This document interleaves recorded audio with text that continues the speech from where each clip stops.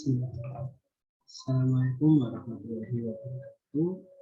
Perkenalkan, nama saya Ananda Syahri Noval dari kelas kimia A dengan NIM 210603110015. Di sini saya akan menjelaskan mengenai beberapa buku dari mata kuliah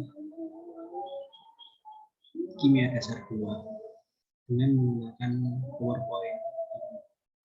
Ya, mari kita mulai. Bismillahirrahmanirrahim dengan judul yang pertama yaitu kekuatan asam basa. Ada pun 4 judul yang akan saya bahas.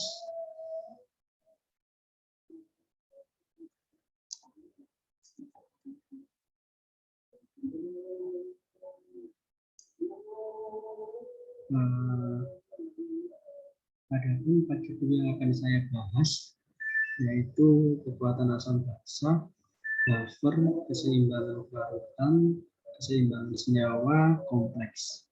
Adapun yang pertama yaitu kekuatan asam basa. Kekuatan asam basa dan pH dari larut garam. Ya, definisi sifat suatu senyawa. Ketika senyawa dilarutkan dalam air, senyawa dapat larut dan tidak larut atau bersifat asam ataupun basa. Kemampuan senyawa untuk mengeluarkan proton, semakin banyak proton yang dilelurkan, maka semakin bersifat asam senyawa tersebut. Pelarut air atau lainnya, suhu dan struktur molekul asam. Non-metal hydrosis fosfatit ion metal terurai. Non-metal hanya merupakan asam lemah, merupakan skala binary susun atas hidrogen dan unsur lain dalam tabel periodik. Selanjutnya yaitu ada faktor kuat tidaknya suatu atom dalam melepaskan suatu proton. Yang pertama yaitu elektronegatif non-logam pusat. Ikatan elektronegatif dapat meningkatkan keasaman karena mampu menarik elektron sehingga membentuk polaran yang lebih. Yang kedua yaitu ikatan antara atom. Semakin ke bawah maka akan semakin berkurang sehingga lebih mudah melepaskan elektron H+ tergolong dari asam kuat. Agar kita dapat mengetahui seberapa kuat sifat asam atau sifat basanya, kita bisa tahu dari kemampuan masing-masing senyawa untuk membentukkan proton. Ada 2 faktor yang dapat menentukan kuat tidaknya suatu atom, dilihat dari kemampuan dia untuk melepaskan proton.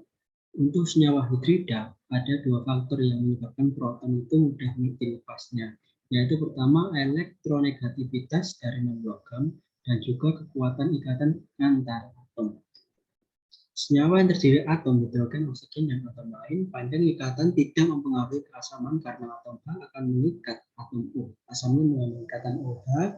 Elektronegativitas non-logam pusat tidak dipengaruhi banyak atom O yang mengandungi senyawa. Axiotic dengan angka atom O yang sama, semakin meningkat elektronegativitas, maka kepolaran terbentuk sehingga atom H+ mudah lepas. Axiotic dengan angka jumlah atom O yang berbeda, kekuatan keasaman meningkatkan karena bertambahnya atom O yang terikat pada logam pusat. Dan sedemikian semakin banyak pergeseran densitas elektron sehingga senyawa tersebut mudah melepas H+.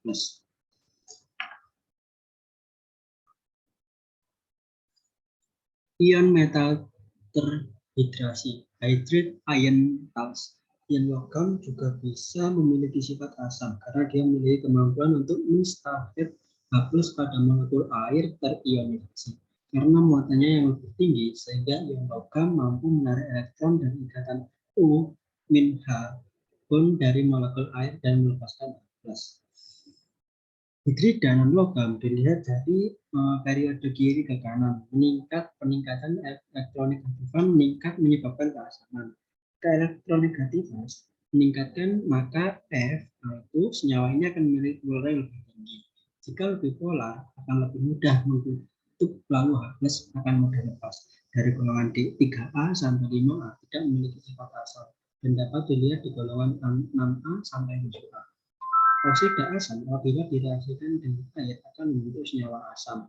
Oksida yang bukan logam memiliki bilangan oksidasi tinggi, seperti N2O5, SO3, C12O7. Oksida dengan bilangan oksidasi rendah seperti CO dan NO. Oksida basa ketika direaksikan dengan air akan membentuk basa. Oksida logam alkali dan alkali tanah termasuk oksida basa kecuali beu. Tidak ada oksidasi non-metal yang merupakan basa oksida. Basa ketika dilakukan dalam air menghasilkan basa oksida Na2O dan BaO.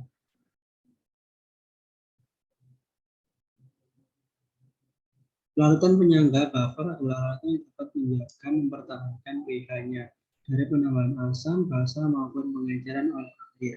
pH larutan buffer tidak berubah konstan setelah penambahan jumlah asam, basa maupun air. Larutan buffer mampu menetralkan penambahan asam maupun basa dari luar.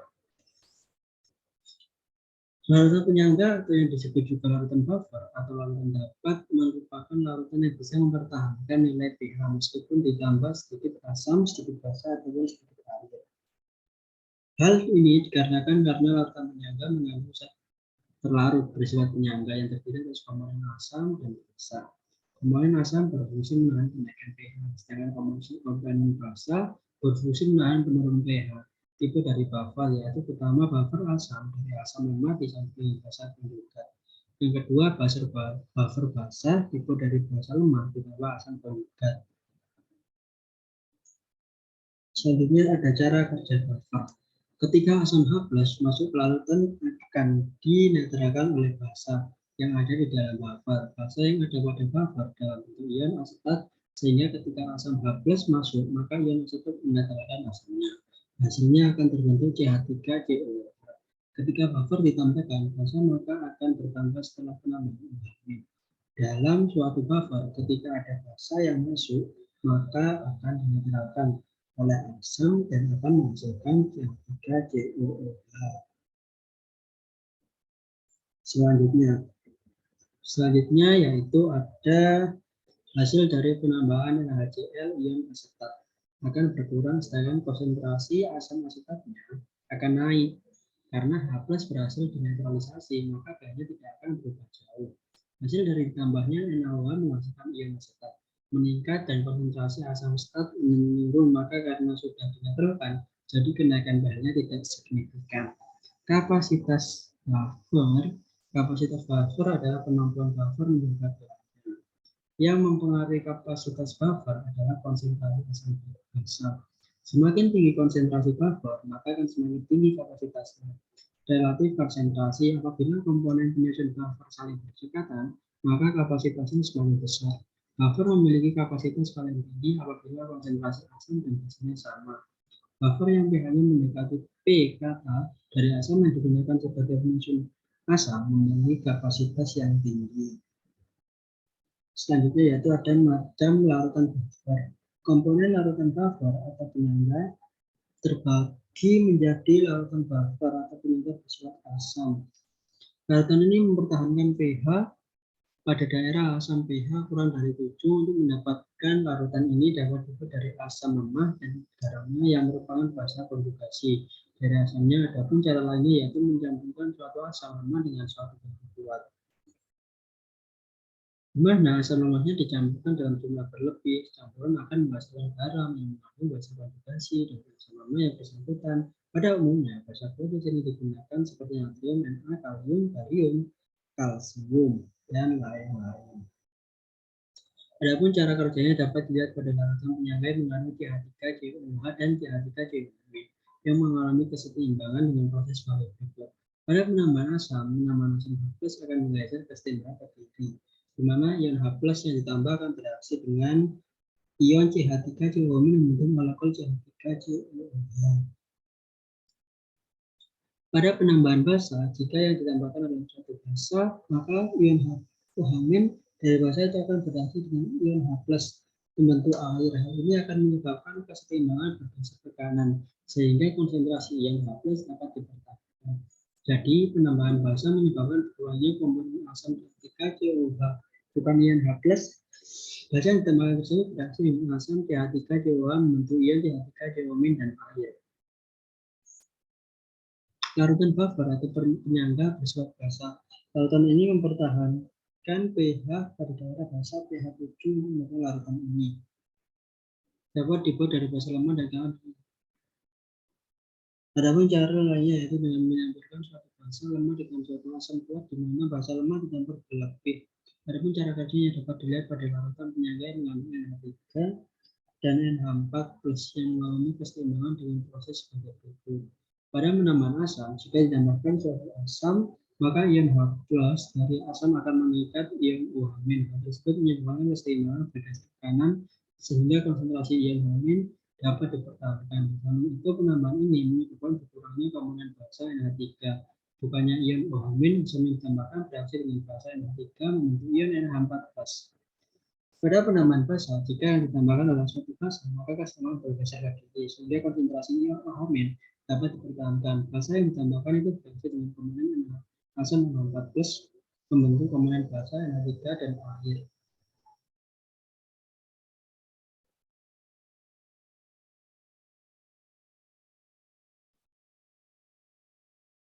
Fungsi larutan buffer, adanya larutan buffer ini dapat dilihat dalam kehidupan sehari-hari, seperti pada obat-obatan, fotografi, industri kulit, dan set warna. Selain aplikasi tersebut, terdapat fungsi penerapan konsep larutan penyangga ini dalam tubuh manusia seperti pada cairan tubuh. Cairan tubuh ini bisa dalam cairan intrasel maupun cairan ekstrasel, di mana sistem penyangga utama dalam cairan intraselnya seperti H2PO4 dan H2PO4 yang dapat bereaksi dengan suatu asam dan basa. Adapun sistem penyangga tersebut dapat menjaga pH darah yang hampir konstan, yaitu sekitar 7,4. Menjaga pH makanan olahan dalam kaleng agar tidak mudah rusak atau teroksidasi asam benzoat dengan natrium benzoat. Selain itu, penerapan larutan buffer ini dapat kita temui dalam kehidupan sehari-hari seperti pada hepatitis mata. Selanjutnya yaitu adanya larutan penyangga ini bisa kita lihat dalam kehidupan sehari-hari seperti itu. Yaitu yang selanjutnya yaitu menjaga pH cairan tubuh. Ya, lanjut yang ketiga yaitu keseimbangan larutan. Banyak kejadian dialami ini mengalami reaksi, salah satunya reaksi pengendapan. Ketika reaksi pengendapan terjadi, maka senyawa ionik akan memiliki daya solubilitas yang rendah atau sedikit larut dalam larutnya. Contoh fenomenanya yaitu bisa dilihat dari bentukan kidney stone atau batu ginjal. Ini terjadi karena di dalam darah banyak mengandung kalsium fosfat atau kalsium oksal. Karena jumlahnya banyak lalu cenderung mengendap, lalu fenomena yang lainnya yaitu pembentukan buah. Lalu komposisinya yaitu kalsium karbonat dan bereaksi, lalu mengendap dalam jangka waktu yang lama, maka buah itu akan terbentuk. Banyak dari zat-zat terlarut memiliki batasan untuk larut pada pelarut tertentu, termasuk ion compound. Ketika senyawa ion ini terlarut dalam air, senyawa ion akan mengalami ionisasi untuk menjadi ion-ion penyusunnya. Contohnya sendiri yaitu ada NaCl natrium, NaCl menjadi Na plus Cl-. Ketika suatu ion yang dilarutkan dalam air dalam jumlah lebih, lalu larutannya akan menjadi jenuh. Ketika sudah jenuh, maka di dalam larutan tersebut akan ada dua bentuk senyawa ketika larutan sudah mencapai keseimbangan. Jadi ada ion dalam bentuk solid compound yang sudah jenuh, tidak bisa dilakukan lagi. Sudah berhasil menjadi ion dan senyawa dalam bentuk ion yang masih bentuk solid pada larutan jenuh. Seberapa senyawa ion sifatnya sedikit larut dalam air. Ketika senyawa tersebut mencapai keseimbangan, hanya ada senyawa ion dalam jumlah yang sangat kecil. Ion product excretion. Apabila senyawa ion dilarutkan dalam air, akan menghasilkan ion-ion. Ion-ion adalah produk dari ionisasi. Yang selanjutnya produk ion itu mempresentasikan molar dari ion-ion terbentuk, di mana konsentrasi ini dipengaruhi oleh koefisien stoichiometri.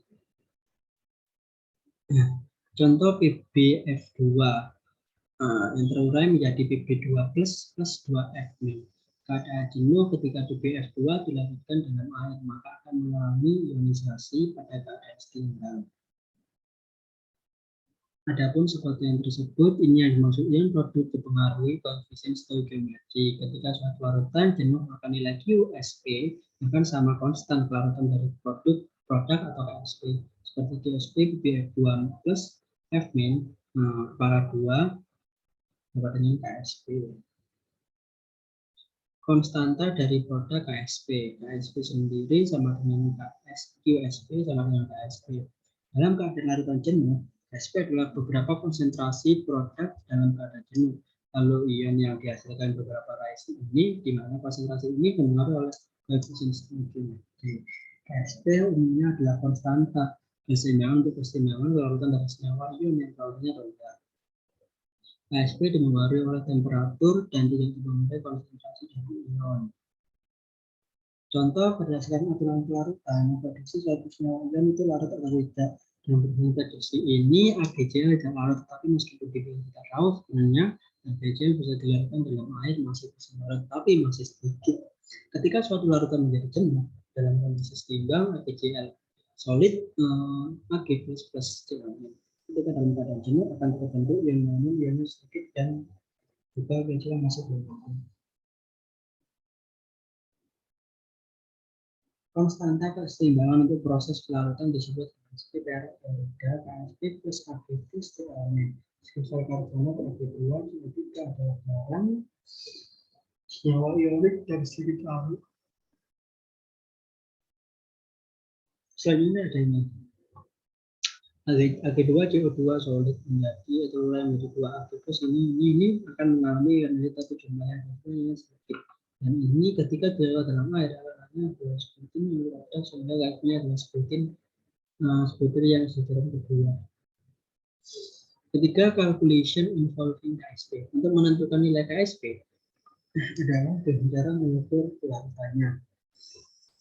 Seberapa banyak garam diperlukan supaya mencapai larutan jenuh. Molar solubility itu setara dengan mol dari garam yang dilarutkan dalam 1 liter air dengan keadaan jenuh. Dengan asumsi dengan semua garam larutan 10 dalam air itu menjadi ion. Keempat, ada pengaruh dari ion senyawa. Kelarutan senyawa ionik dalam pelarut yang mengandung ion senyawa. Contohnya larutan kalsium oksalat. Di dalam larutan yang mengandung kalsium klorida, ion senyawanya yaitu kalsium. Efeknya adalah kalsium oksalat, jadi berkurang tingkat kelarutannya. Apabila dibanding kalsium oksalat yang dilarutkan dalam air, prinsip Lee-Shetler adalah adanya penambahan ion senyawa ini dapat mengurangi larutan pada senyawa ionik.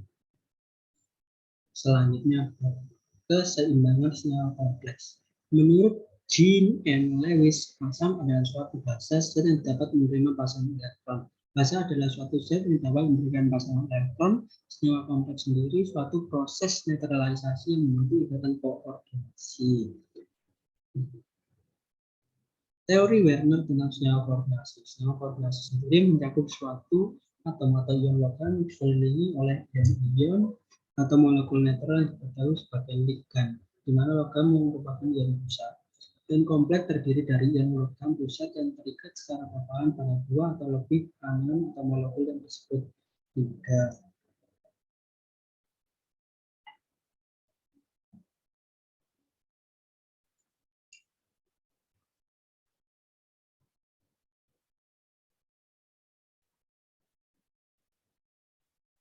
Adapun beberapa contoh ligan ionik adalah dioksida, klorida, dan cyanida. Beberapa contoh ligan molekuler adalah air, karbon dioksida, dan amonia. Ligan meningkat kelarutan senyawa ionik yang sedikit larut jika membentuk ion kompleks dengan badian. Semua ion kompleks adalah hidroksi Lewis.